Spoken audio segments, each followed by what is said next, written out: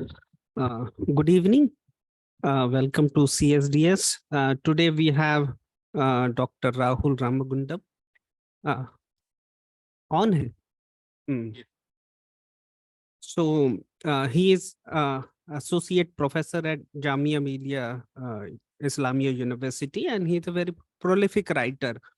And his first book was Gandhi's Khadi, A History of Conciliation and Concentration. And another book including The Socially Excluded. And now he came up with a new book, The Life and Times of George Fernandes.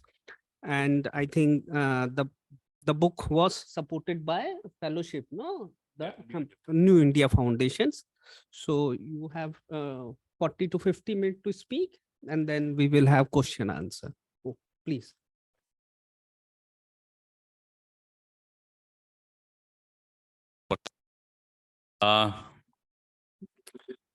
My first book was in fact called Defeated Innocence. It was done when I was a student in JNU.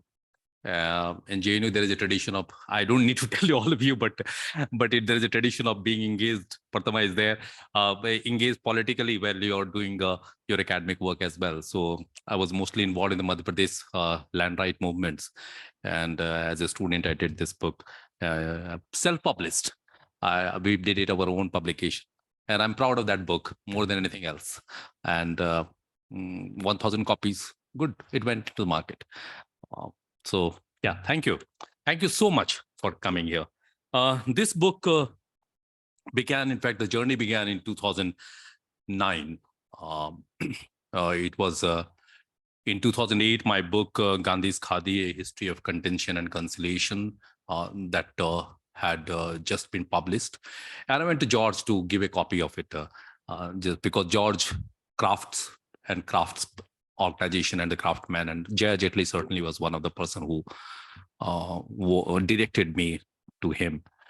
And while I was talking to him and I was just thinking about what to do the next, I thought of writing a biography of George. And fortunately, George was kind enough to consider. Perhaps they were also thinking about engaging some biographer at that time. And in the process, when I went into them or in their scheme of the things, they accepted me as somebody who could do it. And but the greatest thing, and which is in fact a very courageous thing for them, both Jaya Jetli as well as George Fernandes, was to give me their private papers.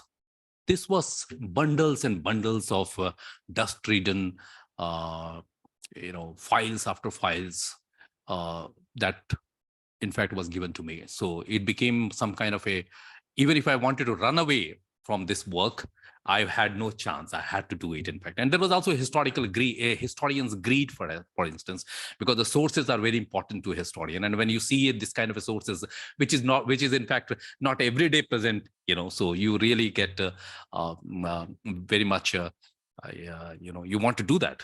So the journey began in 2009, and the first papers in what we call George Archive, the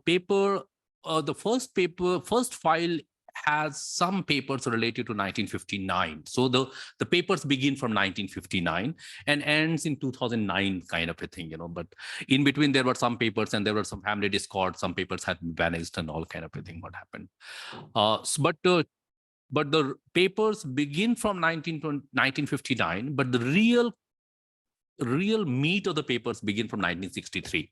Now, 1963 is the time when he spends almost 9 months in the jail. Now, that is very important, why he spends 9 months in the jail.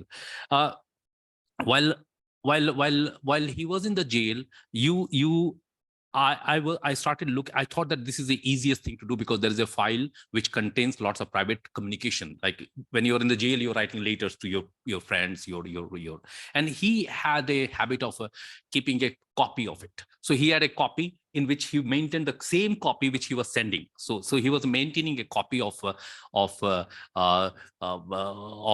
letters that he was writing. And and also some of the communications. But that time he was not writing jail diary. Let's see that he was not, in fact, in a position, or he was not writing jail diary. He was only writing what he was writing to other people. So he was maintaining a copy. If he was writing even to Rama Lohiya, there is a copy of it. And so there was no cyclostyle system available. So you are making a copy of it. So from 1963, when I saw that, I thought that this is a paper which has some private communication that is happening from a prisoner to the people who are outside, and it's something which is there. I must use it and start a chapter on it. And I started working on that chapter. But suddenly I realized that the papers that are there are not enough to do a chapter. Now, so that begins the research. No archive by itself is a complete archive. All archives needs to be added, supplemented, as well as buttressed by different kind of a research that you do. So in 1963 jail term, I wanted to bring more flesh into what was there as a prisoner's communication with the outside people. And for that, I went to the Times of India, newspaper.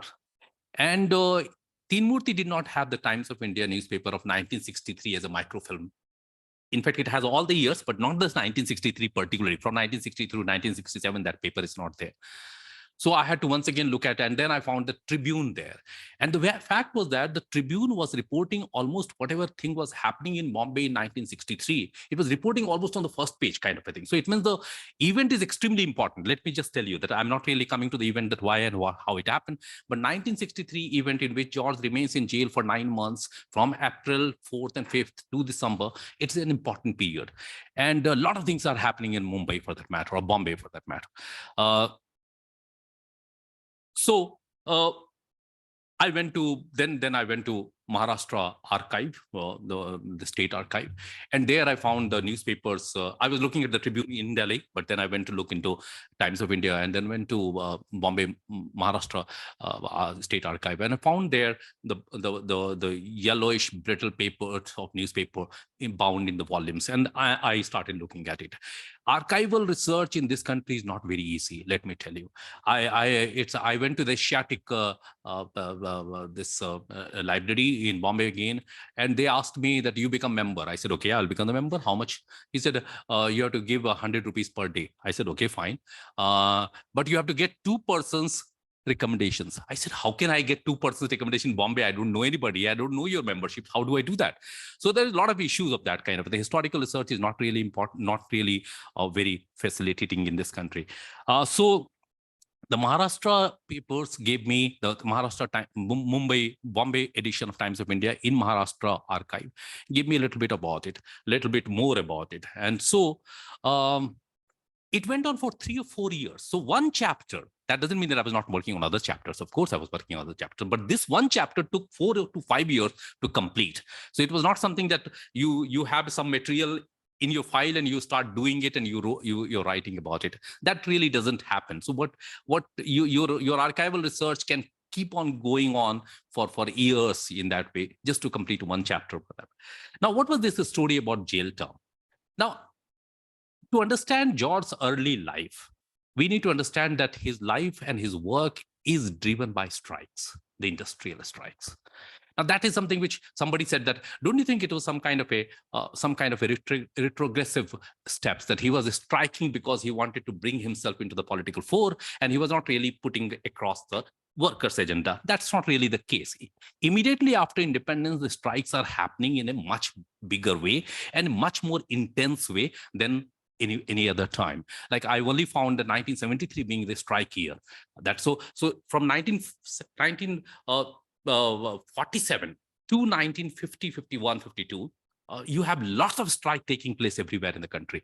And this is all because of the 2 or 3 things. One, the labor federation that existed before independence, that is the AITUC, that started breaking up immediately after 1948. It broke into the different institutions. Every party started having its own labor fronts. So you have socialist parties having its own. Socialist party itself broke up from Congress. So they made their own labor front, that is Hind Mazdoor Sabha, and you had other AITC breaks into the Congress run Intac, and you have the communist other CITU and all kind. So they have a struggle to establish their hegemony, and so there is a lot of struggle taking place as far as the strikes are trade union placements or political placements are concerned. That's the one thing. And each of these federations are run by political parties. So they are not really independent workers' body. They are run by the political parties, and the political parties have their own concerns, their own agenda for which they are running. So that is the one thing that happens. So I will be talking about the two strikes in which George played no role, but it influenced him enough. And in the way that it influenced him so much that all his agenda, all his futuristic, all his future the way he dealt with the strike, he learned from these two strikes. The first strike that happened was in 1950. George in 1950 arrives sometimes in August. In 1950, he arrives to Mumbai. Already before coming to Mumbai, he is already somebody who has done some strikes in Mangalore. So he's not somebody who is not exactly, he has joined the Socialist Party in Mangalore. He has done a strike of the hotel workers as well as the transport workers in Mangalore. He is coming to Bombay in 1950 August. And he comes to Bombay and he notices, and he already knows it, in fact, and that perhaps it is also some kind of an adolescent imagination that he would like to take part in something which is going to happen in Mumbai. This strike of mill workers is being carried out by Hind Mazdoor Sabha under the leadership of Ashoka Mehta. And Ashoka Mehta leads this strike for almost 6 months. And this strike is where George is just watching from I think only 3 months, sorry, not 6 months, 3 months, from August 15 to October 17. That is the 1950 range that the strike is happening. And in this strike, George is just watching. He is living on the pavement because he went to Madhu Dandavati, who was a Socialist Party city secretary, and he was refused a shelter by him. So he goes to pavement and he sleeps there, and he watches this strike unfolding. Some 2 lakh workers of textile mills of Mumbai, they have struck the work and they have gone. Now, there are a lot of things into it. I would not like to go into it, but I just wanted to hint you that this strike fails. And despite the fact that 3 months of a strike happens, all the workers are in fact cajoled by the trade union leadership, as well as government is pushing them to go back to the village. So they are, in fact, this is some kind of a period in which workers are not very loyally bound to the city life. They have a problems. They feel like they're going back to their village, and that is what is happening in that strike. So the 1950 strike, where George is there, he is learning why the strikes fail or how the strike is to be carried out. So that is the learning that he draws from the 1950 strike. The trade unions in 1950 have another role as well. One, they're not really all the time talking about their workers' right. They are trying to also create the political niches, which is in fact a post-independence, some kind of a necessity for that matter.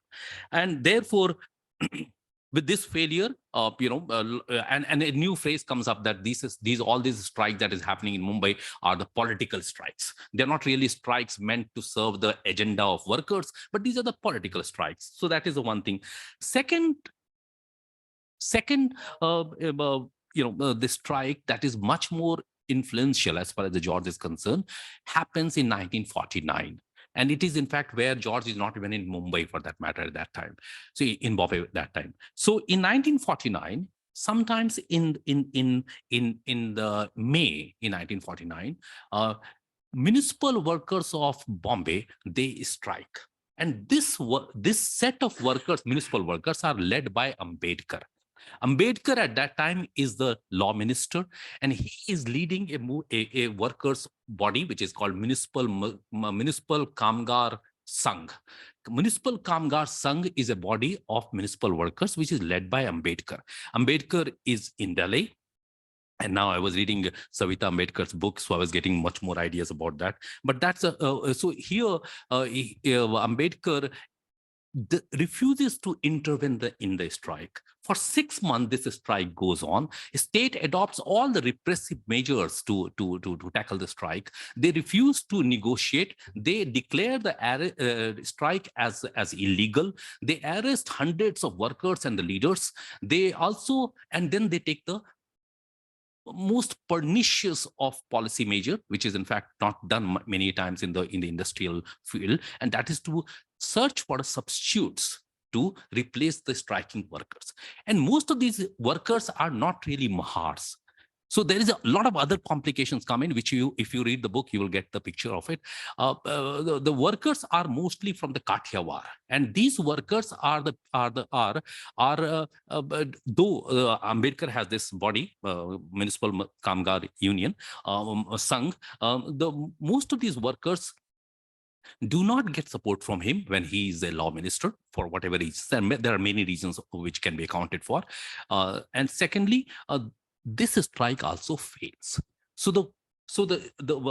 And this goes on for 6 months. Remember that. It's a Bombay, which is a city which is based on the daily cleaning of its garbage. And here is a municipal workers striking for 6 months and nothing happens. In fact, there are reports about the government of Maharashtra, also not Maharashtra, Bombay, taking reporters to the areas where the sanitation workers live. And then the reporters write about it that the only filthy place in the city is the workers' place. So no other place. So it means almost the idea is that the workers' places are not the part of the city. Okay, and workers and you have and city is of course running in its own way. So that is a second strike that happens 6 years after this failure of this strike, the municipal workers strike, that is 1949 and 1955. In 1955, George makes a foundation of his own Municipal Workers Mazdoor Union, and that is the union which is in fact an extremely courageous step at a time when there were some 10 or 15 unions and which were not really effective voices of municipal workers. George found this organization called Municipal Mazdoor Union. This in some sense, 1950s is also a decade of a brutal state repression. Let's be very clear that it's not something which we think in the sense that it's very democratic and all kind of a thing. Certainly, we have a repressive apparatus which has been inherited from the British. So the whole process continues. That is the one thing. Second, the state is also extremely scared in some sense because of all the violence that is happening, the post-partition violence and whatever it is, all kind of a thing that is a princely integrations of the princely states also. So in some sense, you will see that the state is what it resorts to again and again to extern anybody who is vocal. Any leaders who are doing some work or being vocal about certain demands, they are externed from the Bombay to the other provinces and other districts. One person who was externed in similar way was Placid de Mello, and this de Mello is a Mangalorean, of course, and he goes back to, after being externed, he goes to Mumbai, to Mangalore, and where George meets him, and the George's trade union activism begins there. So I'm just giving you an example about how the state was working on all these things. So Placid de Mello is many people, many circumstantial. Yes, one, of course, the state is repressive, but there are other circumstantial elements which goes into making George. And there are 2 or 3 I will recount here. One, the Socialist Party has broken. In 1955, Socialist Party has broken into a PSP and SP. And because the PSP was a former colleagues, there is a relationship between SP and PSP. SP is where George belongs to. And so there is some kind of despite the fact that they belong to the opposite camps, they are still lenient to each other. So that is a one facilitating environment that comes to George in 1955 when he founds Municipal Mazdoor Union. Second, the state reorganization commission happens, because of which what happens, there is a lot of leadership change in Mumbai. So the people like Marwardi Desai, who were very adamant about how to treat the workers, they are replaced by a person like Yashwantrao Chauhan. And this Chauhan is a man who is friendly to Placid de Mello, and therefore they become, he also treats, somebody has said to me that the relationship between Yashwantrao Chauhan and George was almost like a chacha bhatija kind of a thing, which is in fact uncle and nephew, which in fact Sharad Pawar, let me tell you, he negated. He said that no, this is not the case. You cannot say that Chauhan helped George in his emergence, but that's a different thing. But that's the second point. The third is the municipal corporation is also now controlled by the people who were formerly trade unions themselves. That is Dange and the Joshi, that is SM Joshi and Dange. Both of them were former trade union activists, and they now control under the Maharashtra Samyukt Maharashtra Samiti. They control the municipal corporation of Mumbai. So there is a friendliness which in fact earlier which was not existing, and therefore George has a better warm, I'm not saying the warm reception, but some kind of reception which will not amount to externment or killing or disbandment. That won't happen because these are the people who are there. So George has a facilitating environment in 1950s when he starts with this.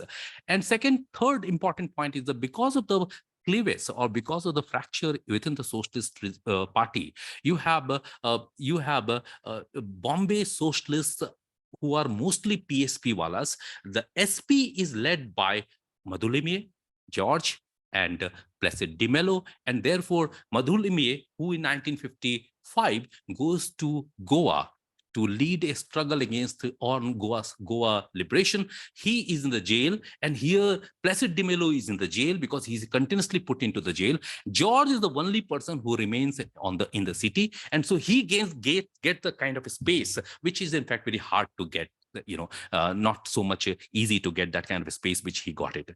But I would not say that these circumstantial elements alone made George. I would say that yes, there was an extreme, some kind of a militant oratory that you have in George, which in fact is very much evident later period also. So his brilliant and very powerful oratory, that is one. His complete dedication to the workers' cause. Let's be very, very dedicated. Not unlike today. In fact, we have workers leaders who are mostly lawyers.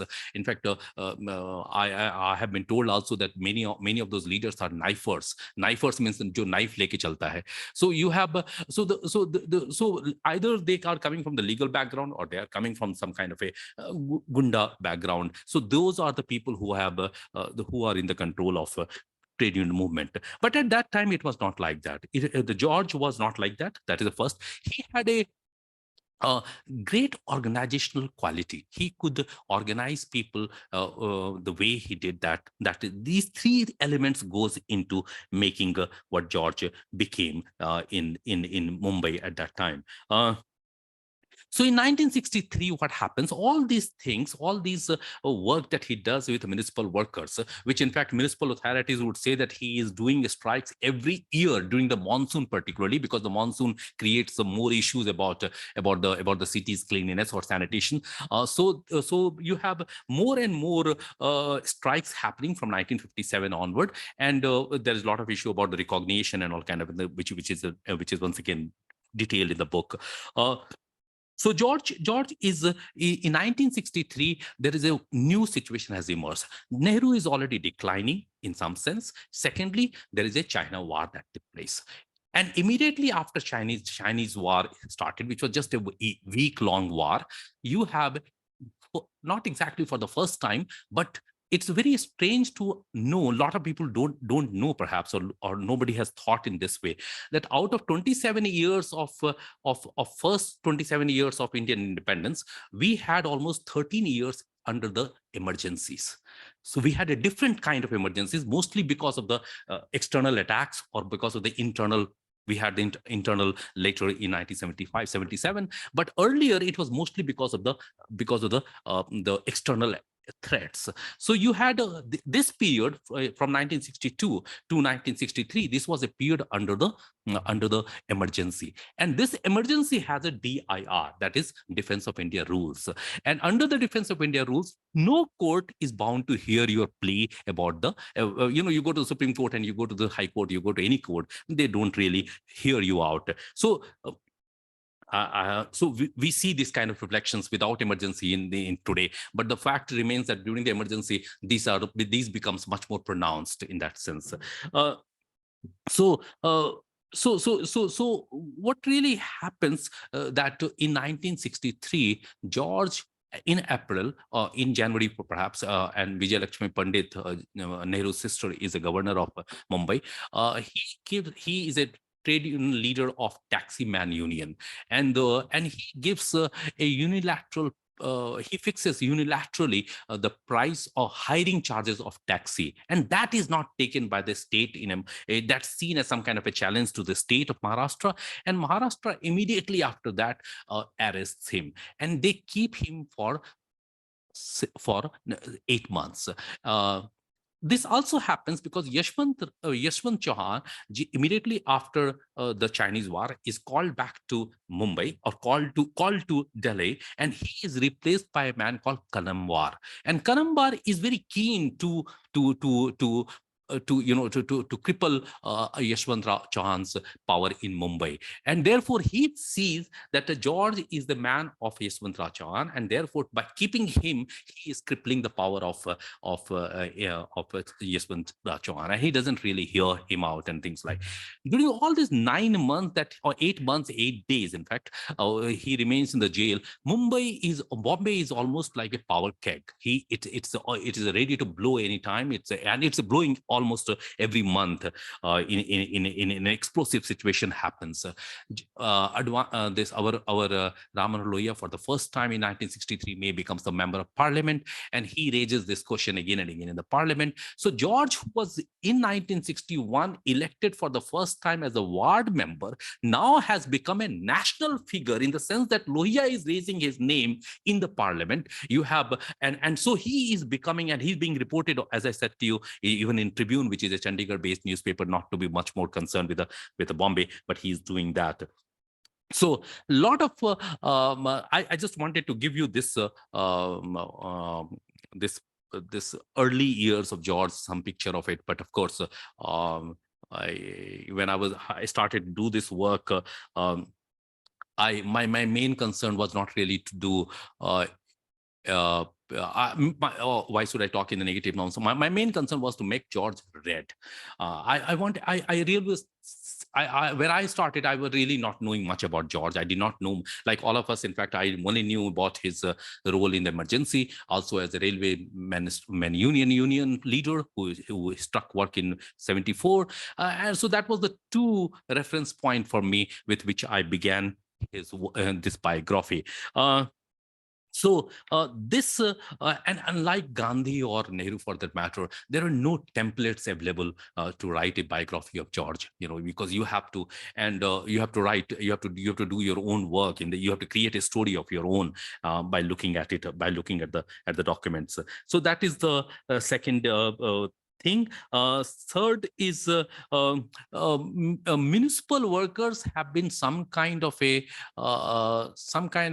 stepsons as far as the trade union studies are concerned, or the labor studies concerned. We are not really so much into those kind of startup workers. So a chapter on municipal workers, I almost thought that will be some kind of a addition to the knowledge existing knowledge on the labor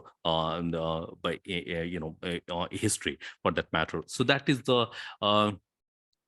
the second important point that I discovered while doing George book was that documents are certainly an important ingredient that goes into making a biography, but two things are really additionally required. I don't know how we'll do, if somebody wants to do a Ashokan biography, yes, certainly they would go into the field as well. So going into the locales of associated locales of that person's life is an important way to get inspired or get it to, or get some kind of a flesh or to your documentary evidences. Second is the oral testimonies. Many oral testimonies really do not creep into your writing, because they are sometimes spoken with a vanity, or they are spoken with some kind of a, they speak as if they were the center of all the activities, and things become and sometimes it becomes some kind of a tale of the person who is speaking about it, about the event, not the event itself. So the oral testimonies are really tough to use. That is the I also felt while doing this biography, there are two ways of doing a biography. One is to show what is happening or what was happening, and another is to see what was happening. To show what was happening is a tough work to do, because what happens that when you want to show what was happening, you have to lower yourself to the subject's level, go to each and every level that you are going into, and then writing about it. To see what was happening is to retain your own locale and then see it from above. You are seeing it from the above, all the events. So this two way of writing, I felt that writing to show what was happening is a tough proposition. Why it is tough? Because I have a feeling that there are, in some sense, what happens, the writer has to kill his own ego and go down to the level of scrutinizing, as well as creating with a painstaking research, creating the whole scene or whole event that was happening in those times. So that is one point that I wanted to talk about while writing biography. The second point is that biographies as well as novelists have some kind of a similar job. I would not say that that it's very entirely different, but the only difference is that biographers are bound by sources, and these sources can be certainly imaginatively used, but the imagination cannot cross the boundaries of sources. In case of novelists, they can go beyond it. They can add instances or anecdotal references from other kind of experiences and bring into their own writing. And so, but while doing this, to achieve that I could write in a form of a novel writer, my biography of George Fernandes, I went into reading lots of novels, for that matter, primarily of those three people, in fact, whom I really full of gratitude: Marcus Garcia, Salman Rushdie, Naipaul. These three people, I read almost all their books, and what they call the magical realism and all. But I really found that Garcia, no one writes to Colonel anymore, or even the book called but the biggest book which influenced me of his was the 100 Years of Solitude, which is in fact an extremely political tale. Let me tell you, it's not really unlike what we have in the Love in the Times of the Cholera. This is a very political tale, which was extremely helpful to me while I was doing George's biography. On the other hand, Salman Rushdie's Joseph Anton, once again, was an important book, which I really felt that it taught me a lot about how to write a biography. But Midnight Children do have references in my own text. I have cited some of the sentences from him to show, to bring alive my own story about George. Now, the third thing is that sometimes sources may not give you complete flesh. So what you have to do is that you have to read other kind of experiences. While I was doing underground resistance movement of 1975-77, there were some references about 1942 movement, which was there. There are writings by JP and Lohia, for that matter, which describes 1942 movement, which was also an underground movement, let's say that, and also very sabotaging kind of a movement in that way, which is in fact 1975-77 movement as well is. But there was a great amount of literature which George himself read and prescribed to his followers during the 75-77, and those literature are mostly to do with the anti-Nazi resistance that happens in Europe for that matter. So you have a John Steinbeck's Moon is Down, you have Lapley Collins' Paris is Burning, you have Louis' book, the Milan 18, so you have all these books, Leon Woody's Milan 18. These books gave me some experiences about how the underground movement is done. And these experiences, when I was writing it, George's underground experiences, I brought in those experiences to see that. So I'm not saying that I really, I was not imposting, or let me tell you, but I was trying to bring in experiences which can help me to understand George's experience. That was something. So reading helped me in that way. So that is a second. That is a second biographical note that I'm just trying to bring about. Most of these accounts were true accounts. That's what they said. So it was very easy to. Do you have time? Yeah. Okay. The second important point is that the biographies cannot be just about a person. It has to chronicle his friendship. It has to chronicle his competitors. It has to chronicle his enemies as well. Okay. Now, what is the relationship between such an unprecedented relationship that George forged with Madhulime for that matter? It is not a mentorship relationship. Mentorship, he only called three people as a mentor. One is Amaval Balappa, who was initially in Mangalore, a grassroots worker about whom Injan Lohia writes that such workers are difficult to find. So he was a very grassroots worker who was the first who introduced George to Socialist Party and other. The second was, of course, Placid de Mello, and the third is Ramana Lohia. So he only talks about these three people as a mentor. Rest of them are all friends or competitors or his fellow colleagues. With Madhulime, it was a longish relationship, almost 35 years old, or 35-year-old continuous relationship to 35 years, and it breaks down in 1980s, which the book has chronicled about it. So you can look at it. So forging relationship is some kind of a politician's growth story, and we need to explore those relationships if we need to understand politicians or anybody for that matter. So George's relationship with Madhulime, which is unprecedented as far as a political friendship is concerned. George's enmity with Rajanarayan, which is again is very below the belt kind of a hitting that both of them do to each other, or you have George's very ambiguous relationship with the Karpuri Thakur. He is in Bihar, but here is a Karpuri Thakur who is a grassroots person in Bihar, and here George and Karpuri Thakur has a love and hate relationship. And finally, the Sartre and Beaver's relationship, which we see in Jaya Jetli and George relationship.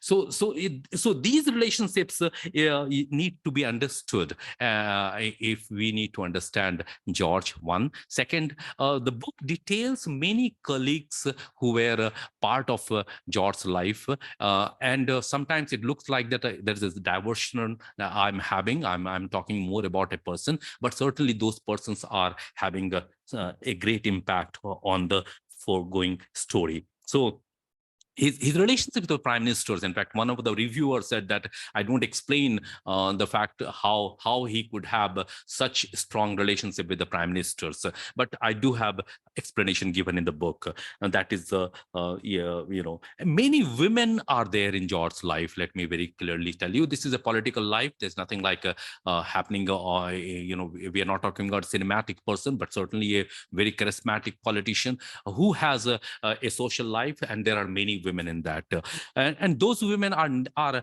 I never got any. I talked to a few of them in 80s and very respectful people at that time. Today, I talked to them. I never got a feeling that they ever thought that they have been used. So it was not something that was happening. In fact, I would not say George being a socialist, they also had lots of respect for women and women's participation in the politics. So that is the part of his own growing up or his own ideological build up. But I do remember our Lohia writing to Ramamitra, who was his colleague, or he has written to Ramamitra that be like be all seeing but forgiving. Means you see me whatever I do, but still forgive me. So you don't really question me, and George perhaps needed that kind of a woman. And he writes very nicely about S.M. Joshi's wife when S.M. Joshi dies, his wife dies, or when S.A. Dange, when his wife dies, he's in the jail in Tihar. He writes a beautiful obituary for her. And so there is some kind of a craving for a woman who can mother him, and who can do that kind of a, have some kind of a different kind of a, not bossy over, but certainly he keeps going to the bossy women. So that is a different thing. So that is the yeah. And emergency books, there are a spate of books that are coming up, and most of these books are in fact twin focused books. One, they talk mostly about the pre-emergency Indira Gandhi's power game. That is the one thing, why emergency came. So they mostly focus on that part of it, Allahabad elections, Allahabad court and all kind of a thing. And secondly, the post-emergency Janta formation. So, but in between what happened, in fact, in these 2 years, you certainly have jail diaries by Advani, JP, Chansekar and other people. You also have events narrated like Turkman Gate and all kind of a thing we have, but certainly not a nuanced study of resistance activity. It is not there. I have tried to do it, and I would like you to read it, and maybe of course, you have a family history like Kumi Kapoor's book, which talks about her own travels of during the time. She has in fact a chapter called Firebrand Fernandes. So that is a thing.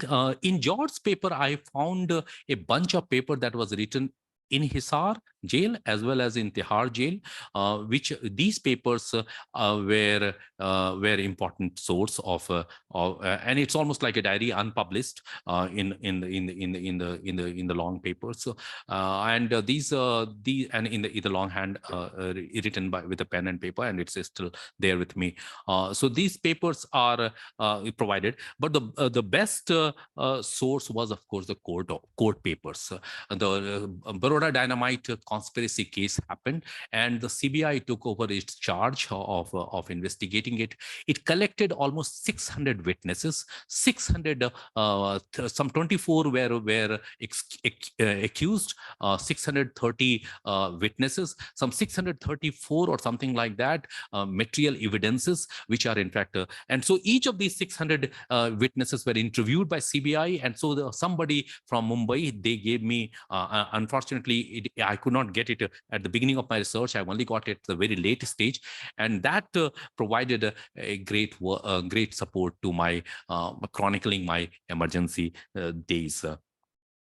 George's life is a struggle against authoritarianism, let me tell you. And so authoritarianism is not something which is happening just now. I see authoritarianism of different facets happening since independence and in different under different regimes.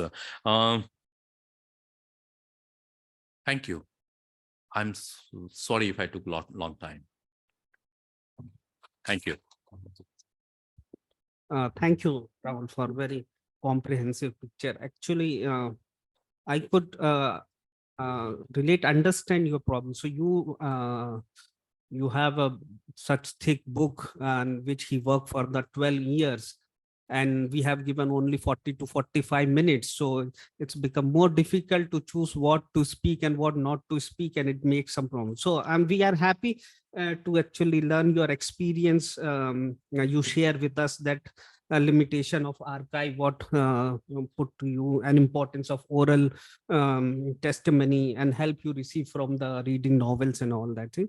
In his introduction, he also said that difficulties when you were facing to write the title of the book, because George has the many aspects of his life, how he converted from socialist going to support to Hindutva, or the member of the minority community, and you decided to.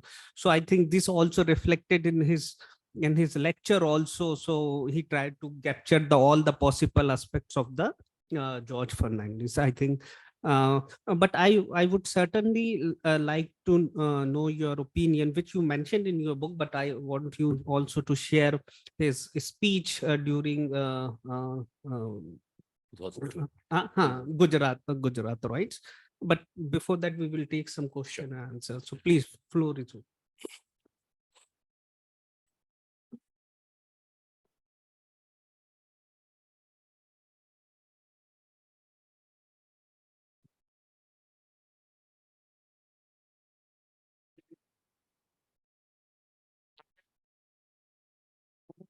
Oh,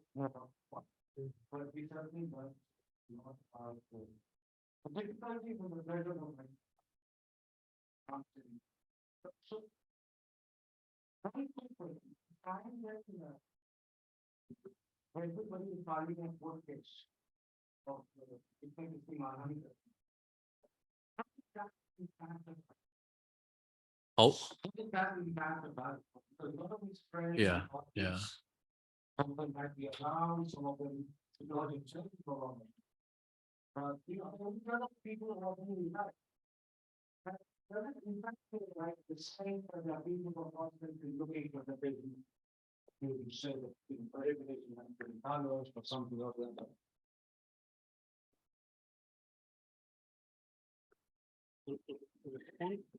Uh, yeah, yeah. Well, I mean, I think, unfortunately, fortunately for George, as well as for other people who are related with George, I am a trained historian. So I really, I didn't take extra caution because, but it was by training that I was supporting my my observations or my writings by with the documents which were there. I think once I got into the greed of writing George's biography, okay, I made it sure that I need all the sources from everywhere. Okay, there were people who typed out their letters, believing that what they are giving is a sanitized version, and nothing would happen to them. And they sent it by emails. And I used that material to write something which somebody might consider as a defamatory. Okay, so I did not add my sentence. As I said, historians are bound by the sources. It's a novelist's job to let the imagination go berserk. But here it's a historian's job to remain faithful to what is there as the sources. I remain faithful to the sources. That is the one which, in fact, it's difficult to bring about. That is the one thing. Second, I think after Mahatma Gandhi, it is a George who has been disowned by everybody.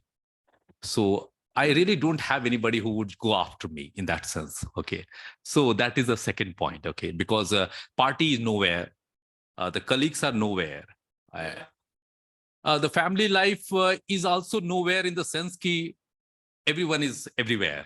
You know, so if you talk about the family life, let me tell you, I tried talking to the families. Okay, the family people, none of them came forward. Okay. And whatever I write about the family, I write from the archival sources which George himself provided to me. So the letters that he has exchanged with his wife or his son or his brothers, they're all letters that has been given to me by the family members themselves or by George themselves. So by himself. So I don't think I took any liberty with that thing, you know, so yeah.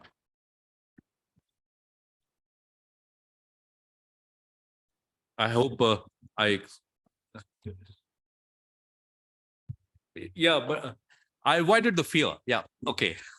Yeah, thank you very much. I'm really looking forward to, were we contemporaries in JNU, by the way? Yes, I saw you there, of course. Okay. But you were senior to me. Yeah. Yeah. And I was always fascinated by you. Yes, thank please. you. Thank you. Yeah. So I'm really looking forward to, I mean, I agree that George Fernandes is one of the most interesting protagonists in 20th century Indian politics. And really, at one time, he was a very, very, I mean, when we were very, very small and knew nothing about politics, but we knew the name of George Fernandes, primarily because of the railway strike, which was, we were just talking in the afternoon, it was the closest that India had ever come to a general strike, which is the dream of all revolutionary politics, as it were.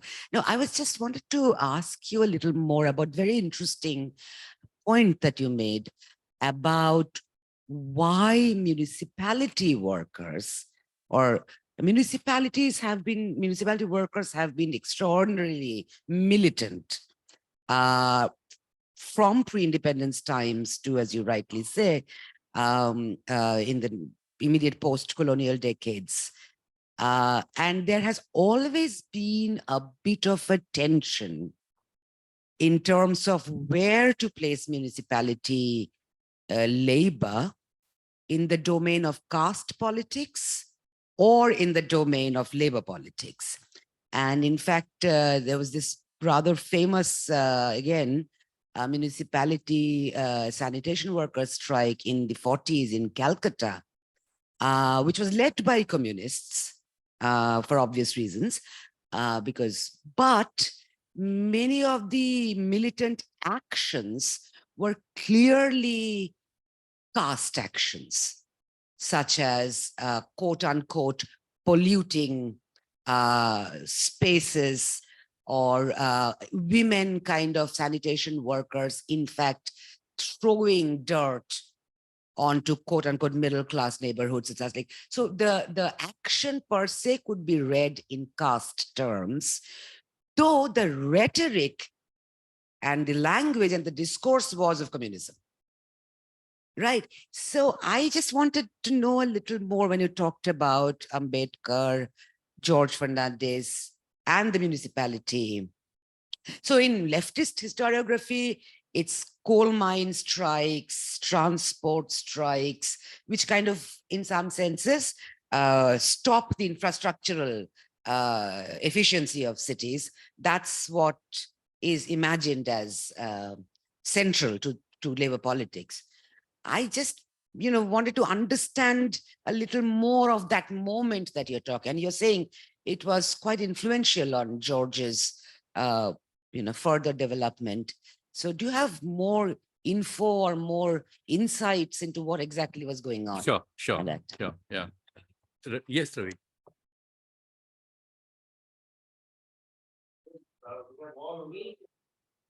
Yeah. Remember George as there's an effective quality to the way George was, his name was pronounced by people, George. And of course, when he joined BJP, everybody was flabbergasted. Hey, George ko kya ho gaya? As if whatever, your own elder brother, father, whatever, like a family man, it's gone, berserk. So no, I mean, the thing that I'm curious about is that he was a great speaker, and part of his fame also rested on that. What did it mean to be a good speaker? As from now, right? What was the level of discourse? What were the things that you could say? What are the ways in which you said those things? How did the public discourse get constituted? What role does he play in making of that public discourse? I'm curious because he's speaking about a class which is not a kind of literary class or intellectual class. He's representing them and he's speaking to them. What are the different levels? What are the different platforms he's speaking at, and in what ways? I'm curious. Yeah. You must have, read a whole lot of. Sure. I'll begin with the Prathama first, and then I'll come to you. But this, in 1940s in Mumbai, there are multiple unions of municipal workers.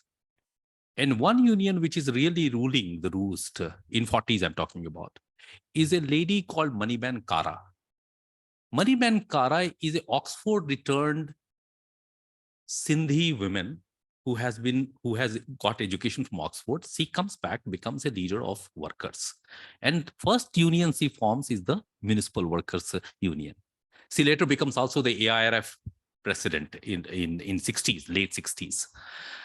And she also runs this Western Railway Union in Mumbai. So she's a big name in that sense. And she has and George, when he started his union, she complains to Placide de Mello that he is coming into my turf. Okay. That is the one point at Maniben Kara. The second, George understood one thing, that, or before that, George is a casteless Christian. So he could speak about a worker who are outcast. That is something which in fact facilitated him. In fact, would not have been possible if he had been somebody from the caste. Maniben Kara could not do that kind of a thing. She went into different unions, but not in the same kind of a, she didn't carry that kind of a weight. So George, being a casteless Christian, despite the fact that I have already chronicled that he comes from Brahminical background, he is a person who is easily accepted by the outcast workers of Bombay Municipal Corporation. That is the third. That's also a time when the caste is being ignored in some sense. I'm not saying that all this truly, but at least at a rhetorical level, you have a caste being ignored in that sense. Okay. Fourth, Ambedkar has just died and he is also converted. Okay. And so there is a lot of things. I would always consider 1930s as a much more fertile ground for this kind of a discourse than 1950s. I consider 1930s as a much more, which created novels like Untouchable, films like Achut Kanya, and you have Gandhi being, the Gandhi Ambedkar debate happening, and a lot of social work and everything is happening. 1930s is a decade, really decisive decade as far as the untouchability is concerned. In 1950s, we have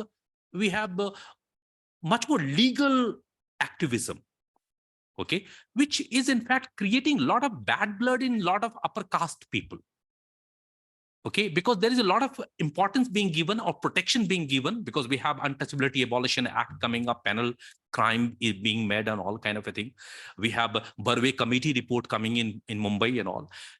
All these things, what it's creating is creating some kind of the primacy that Dalits are getting or the untouchables are getting in 1950s is creating a lot of bad blood among the people who are non-Dalits for that matter, which doesn't happen in 1930s. Which doesn't really happen in 1930s. I can also disagree with the discourse of Achut Kanya. That is Achut Kanya. That is a different thing. I can also disagree with the discourse of untouchable, that Mulk Raj Anand's book. But what I would say, there's a lot of things happening in 1930s which are not happening in 1950s. We have resorted to the legal transformation, and we have done that. Okay. George has taken benefit of that in a lot of sense. Okay. Third, George comes from the socialist background who are Marxian based. Okay. He is not coming from a cultural agenda point of view. He is coming from the Marxian point of view. And the fourth is very important. Once again, when I said casteless Christian, there is a liberation theology which is coming in the Christianity at that time, which in fact helps George to not see himself as somebody belonging to some class or caste, but see himself as a human being. And he acts in that way. So from his point of view, he is very much imbued with the teachings of Christ. And he's also very much influenced by the socialist school of thought. So both of these are with, as far as George as a leader is concerned. People, why do they accept him? 2-3 things whatever I discovered. Most of the workers do not belong to Maharashtra region. They come from Gujarat. So the leadership which can be provided by Mahars is not being accepted by them. You got that? So that is a very important, crucial difference that is happening in that time. So even when Ambedkar is there, even when there is a Mahar leadership which is there to provide leadership to the untouchables. These untouchables who are coming from Gujarati background and Kathiawar background, they are not ready to accept it. That is a thing. George understood that the untouchability owing to the quote unquote Bhangi work is a historical happening of a very recent origin. He doesn't relate it with the scriptures. He doesn't relate it with the history. He says it's a very recent. As the urbanization increased, these kind of things happened, and some people were allowed to or became this kind of a worker. So his whole understanding is also very class-based kind of a thing, right? So, and I always feel that the political discourse affects our own thinking as well. At that time, Nehruvian political discourse was, despite all Congress was doing, that is a different thing, but it was still anti-caste and anti-community, or anti-creed for that matter. And this was affecting a lot of people. I would consider George, despite the fact that he, all through his life as a socialist, he fought against Nehru and other regimes, he was a very Nehruvian in his mech. And that once again explains to some extent what you asked. Coming to this, this issue of his oratory, a lot of people said, in fact, in 1986, he was having a Banka election.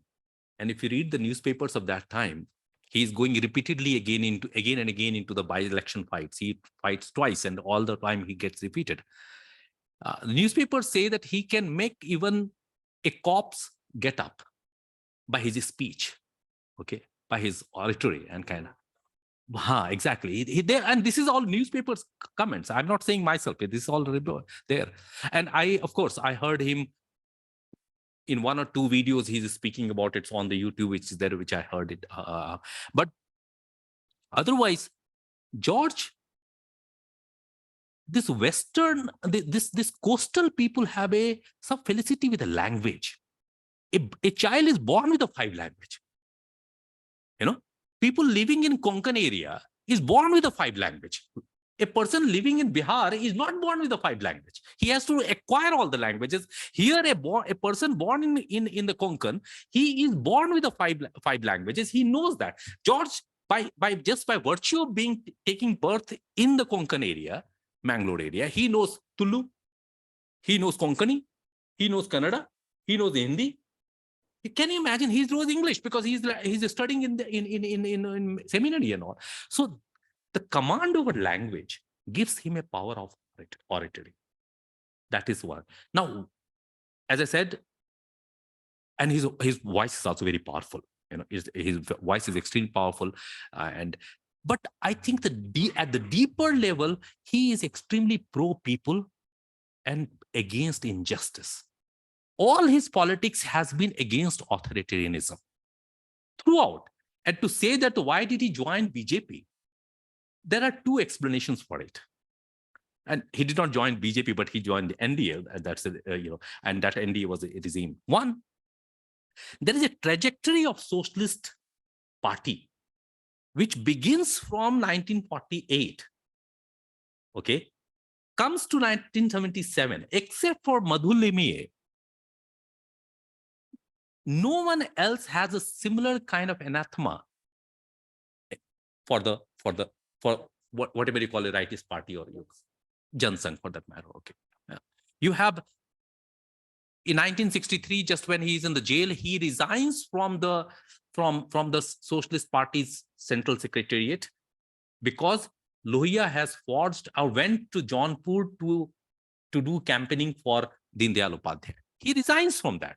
Okay, and that same person goes even to Calcutta when the Socialist Party is having its convention in 63 December. He goes to Calcutta and says to, I'm told he says to Lohia on face that your face will be blackened if you do this. So kind of thing that he is doing. And that person till 1989 is not really pro this. Okay, but there is not even, you cannot say there is an intense hatred also. His 1971 election has been supported by RSS people in Bombay, where he got defeated. His 1967 election also got supported by, and in fact, S.K. Patil talked about the Christian eating beef. Okay, but he said that no, it's not like that. Means well, forget about my Christianity or beef eating. I'm here. I'm Indian. I'm talking about this and that. Well, kind of it. So, three things. One, George is a person who is carrying almost a flag bearer of Lohia politics. He really doesn't do much innovation in Lohia politics. He sticks to non-congressism. He retains the non-congressism, and till the end, he retains the non-congressism. Okay. His 2002, which you referred to, is the only blot that he has. Okay. I don't know whether it is because of his own needs or is it because of the people who are influencing him around him. He's now already in 2002, he's already close to 17 for that matter. He's losing out, So there are people who are coming around him who have their own agendas and they want to pursue it for that matter. So I have a feeling that a lot of things that is happening in 2002 and in fact, from 98 onwards, it is happening because of the people around him. Secondly, his own perhaps he changes a bit. Yeah, let's say he changes a bit. He becomes, the book will tell you that how much he has changed and how much his own agenda he's just jettisoning and adopting new things. So that is, you will see that in the book talks about it in quite detail. Yeah. You said about that casteless Christian, but you also mentioned in your book that he was point blankly asked about his caste. Yeah. So there is another. Does he face these caste question of being his caste repeatedly, or have some problem with this? Or this question that you talk about, what caste you are, is put by Devi Lal in the post 89 Mandal Commission thing, and when the middle caste is being talked about in the election as an election campaign thing. So George, till 1970s, perhaps he takes pride in coming from the upper caste background, and when the upper caste background becomes some kind of a political liability, then so he gets that kind of it. It's a very complicated life, let me tell you. It's not, and it's in fact, I would not even say anything about George. This is a politics. This is India's politics. I wanted to just portray it as it existed without taking sides. Yes, please.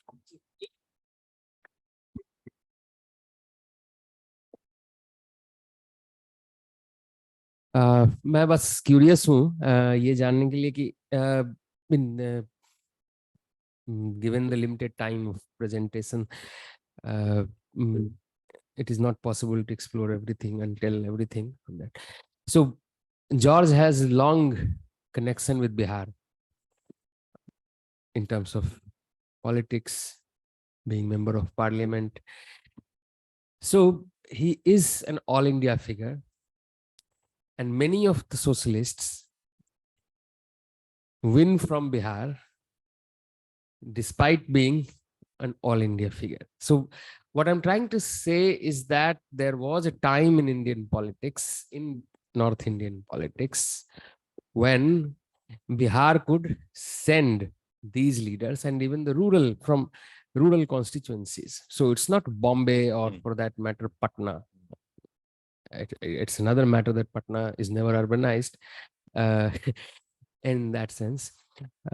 So there is these kind of important all India figures who get elected, who can't get elected from any other places, and that is why they are sent to Bihar and they are winning from Bihar.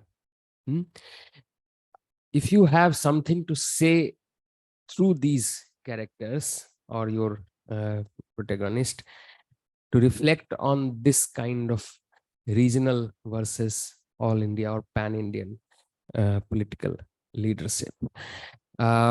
Related to that is the question of identity politics becoming important in what you call, what political scientists call vernacularization of or democratization of politics after Mandal.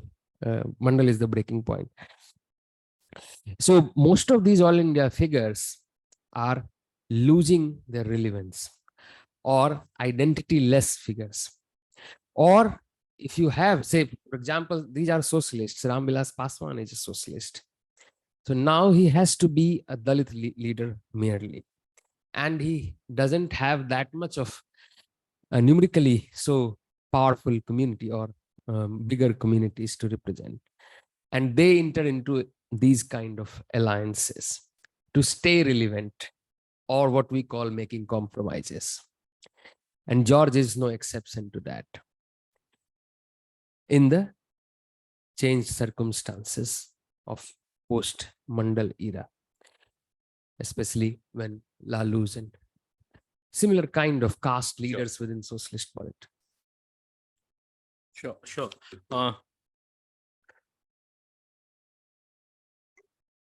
Yes, I agree entirely with you that Bihar has given parliamentary seats to many non-Bihari candidates in that sense. Some people have explained this thing by saying that the Bihar lacks sub-nationalism. Some people would say that positive thing that it's not a parochial state, so there can be both the explanations. Lacking in the sub-nationalism can also be a lack of narrowness, kind of a thing, so that is the explanation. Second, Bihar, more political explanation is different. This is something different. Socialists under Jayaprakash Narayan became much more powerful in Bihar rather than any other places. Jayaprakash Narayan was a great field worker. He worked day and night in Bihar to put the roots of Socialist Party in Bihar. This lot of people do not understand, do not know. Bihari socialism has come mainly from Jayaprakash Narayan, and he was in fact not only the founder of Socialist Party, Congress Socialist Party in 1934, he remained movers and shakers of Socialist Party till 1952. So he was the person who was appointing people. He was the person who was setting agenda. He was appointing office bearers. He was doing all and raising money. So he is an important component because of which the Bihari politics has been socialist from the beginning in that sense. Okay, that is the one thing. Don't think that there were no parochial people there. There were certainly parochial people, but the Jayaprakash Narayan's influence is a deep as far as the Bihari socialism is concerned, and that is why you have people like Ashok Mehta or J.B. Kriplani or Madhulime or George. They coming here and winning it, because the Samajwadi name exists, and there are also a prepared ground. There's a lot of social workers, or there are a lot of political workers who are part of the Jayaprakash Narayan founded a lot of ashrams where the political workers were trained. And so this is which in fact, so that's why the grassroots work done by leadership has to be studied. And some like Gandhi's Khadi is all about creating grassroots workers for that matter, which is in fact not many political organizations are doing now at this. Maybe some Dalit organizations might be doing it, but not much. So two explanation. One, yes, there can be lack of sub-nationalism in Bihar because of which the people from outside is coming in. I don't really agree with it, but a lot of people would talk about it. But on the other hand, this is the case. The political ground or the soil of Bihar has been prepared to receive people from the socialist background from other states because of Jayaprakash Narayan's contribution in making Bihari politics. That is an important component. Any other question? From screen? No. So okay, so we can close it. So I just want to say thanks to the director in CSDS and Praveenji, Ayodhya, and Sachin, and all you are coming here. And thanks to you for coming and sharing your thoughts on your book. Thank you. Thank you so much for having me here, and thank you so much for listening. And it was really pleasure talking to you all, and very enlightening. Thank you so much. Thank you.